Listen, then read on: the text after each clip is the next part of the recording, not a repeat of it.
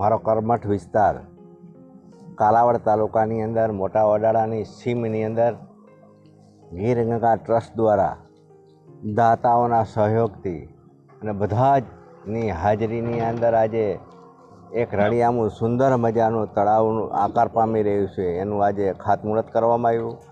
હમણાં થોડાક દિવસ પહેલાં જ એક ખાતમુહૂર્ત કર્યું હતું ને એ જ ખાતમુહૂર્ત કરેલું કામનું મેં મારી નજર સામે નિરીક્ષણ કર્યું કે આજે પૂરું પણ થઈ ગયું છે. વાહ વાહ. હું અભિનંદન આપું છું દાતાઓને, હું અભિનંદન આપું છું ગીર ગંગાના ટ્રસ્ટીઓને, દિલીપભાઈ સખિયા અને એમના ભાઈ ને એમની ટીમ આખી જે રીતે કામ કરી રહી છે. પાણી બચાવવાનું તો કામ કરી રહ્યું છે, પણ લોકોની અંદર જે જનજાગૃતિ કરવાનું જે અભિયાન છેડ્યું છે એમને કે ગામનું પાણી ગામમાં, સીમનું પાણી સીમમાં, ધન્યવાદ. ખેતરનું પાણી ખેતરમાં, જે લોકોની અંદર એક પ્રકારની ભાવના જાગૃત કરવાની જે અહેમ ઉપાડી છે, હું એમને અભિનંદન આપું છું. મારા વિસ્તાર હોય આખા ગુજરાતની અંદર પણ જ્યાં પણ જરૂર પડે ત્યાં તેઓ જાય છે.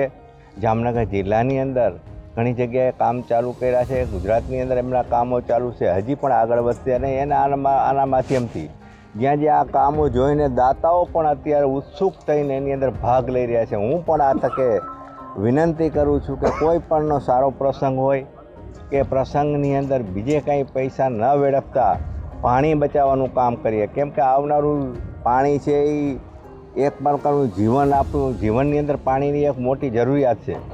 એટલે પાણી જો બચશે તો વૃક્ષો પણ થશે, પશુ પક્ષીઓને પણ લાભ થશે, ગામને પણ લાભ થશે, ગામના તળ પણ ઊંચા આવશે. તો જે આ અભિયાન છેડી રહ્યું છે, હું ગીર ગંગા ટ્રસ્ટને હું વંદન કરું છું, અભિનંદન કરું છું. એનું આખા ટ્રસ્ટના જે લોકો છે એમને પણ વિનંતી કરું છું કે ઈશ્વર એમને લાંબુ સુખી અને સમૃદ્ધિ આયુષ્ય આપે અને દાતાઓને પણ જે આની અંદર પ્રેરણા દાતાઓ છે, દાતાઓ હજી પણ આગળ વધીને પાણી બચાવવામાં આગળ આવે. આજે નરેન્દ્રભાઈ મોદી સાહેબનું સ્વપ્ન હતું, એ સ્વપ્ન સાકાર કરવા માટે એ પણ આગળ આવ્યા છે. આપણા જળ મંત્રીશ્રી, આજે કેન્દ્રના મંત્રીશ્રી પણ આહ્વાન કર્યું છે પાણી બચાવવાનું.